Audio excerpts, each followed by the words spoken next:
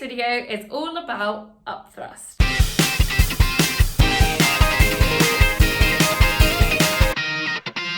So, what is upthrust? Well, upthrust is a force that acts upwards on an object in a fluid. And where does it come from? In order to fully appreciate this next bit, make sure to watch the calculations of pressures in liquids before returning to this video.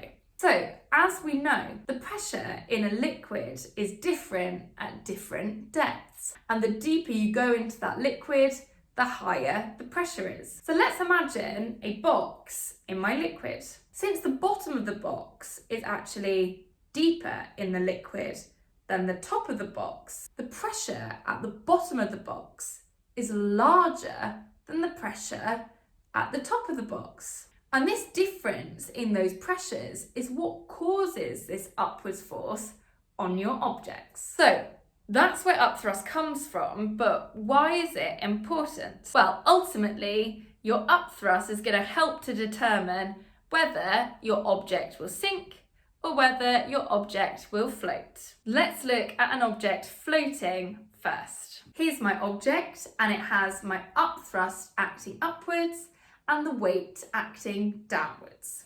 And since these two forces are balanced, and I therefore have no resultant force acting on my object, this means that my object will float. So in order for something to float, your upthrust has to be equal to the weight of your object. Force acting up equals force acting down.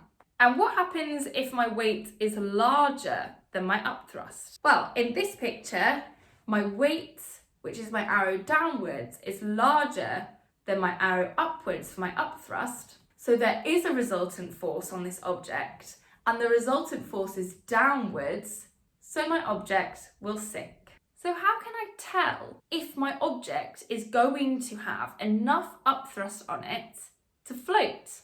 Well, the first thing that you need to appreciate is I can actually calculate the size of my upthrust.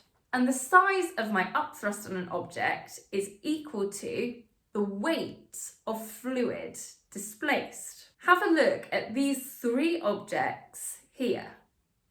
Object A has the smallest upthrust acting on it. That's because object A only displaces this much of the water here. And since my upthrust is equal to the weight of fluid displaced, and object A hasn't displaced that much fluid, its upthrust is quite small. Be careful though, just because its upthrust is small, my object still floats, because it's not really about the size of my upthrust as much as it's about my upthrust being equal to the weight of my object. And object A has a small upthrust acting on it, but that's because object A has a small weight. These forces are still balanced, so my object still floats. Okay, let's compare it with object B. Object B is submerged a little bit further into my liquid. It has displaced more of my water, and so therefore the weight of my water it's displaced is larger. Since that's equal to my upthrust for object B is larger than my upthrust for object A. The upthrust on B matches the weight of B, and so object B is floating. And what about object C? Object C is fully submerged, just about floating under the surface.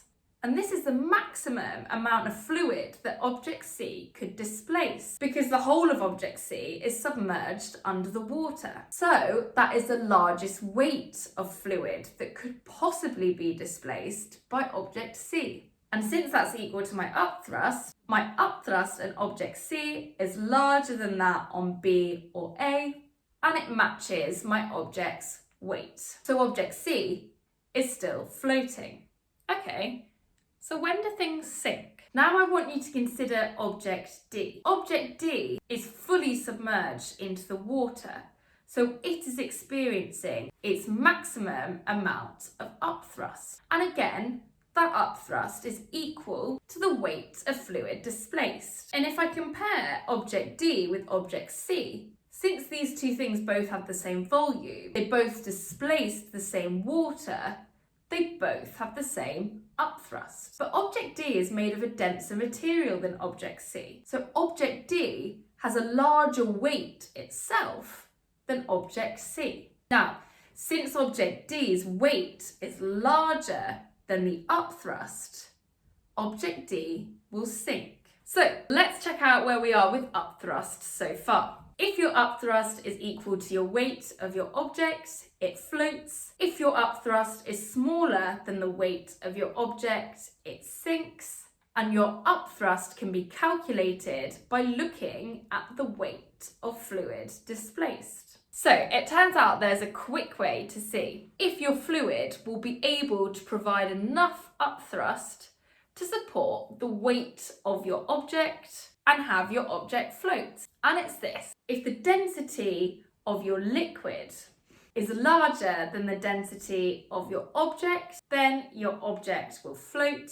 But if the density of your liquid is less than the density of your object, then your object will sink. Let's look at my objects A, B, C, and D. Here are their various densities. And when you compare them to the density of the water, object A has the lowest density, then B, then C, but their densities are smaller or equal to the density of the water, so they float. Object D, the density of the object, larger than the density of the water, so it sinks. Okay, hope you found that helpful. Please do download the notes. If you like the video, give us a like and subscribe. Thank you for watching.